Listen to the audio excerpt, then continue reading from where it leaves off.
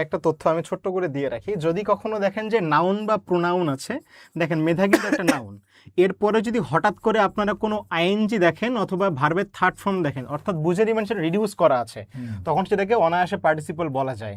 হ্যাঁ, এটা হচ্ছে 5 years have passed since his father died।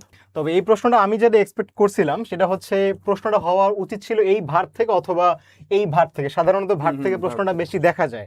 তো ওরা একদম সরাসরি বলছে হচ্ছে identify the correct simple form, মানে এই বাক্যটা দেওয়া আছে হচ্ছে কমপ্লেক্সে, কারণ একটা কনজাংশন এখানে দেখতেছেন সিন্স, আমাদেরকে এটা কি করতে হবে, এই জিনিসটাকে করতে হবে হচ্ছে সিম্পল। এখন আপনি যদি একটু টেন্স বিবেচনা করেন, সোজা কথা বলেন তো, যখন বাক্যের মধ্যে অ্যাগো থাকে সেটা নিশ্চয়ই প্রেজেন্ট পারফেক্টে হওয়ার কোনো চান্স নাই, অর্থাৎ আমরা ক নাম্বারটাকে বাদ দিতে পারি।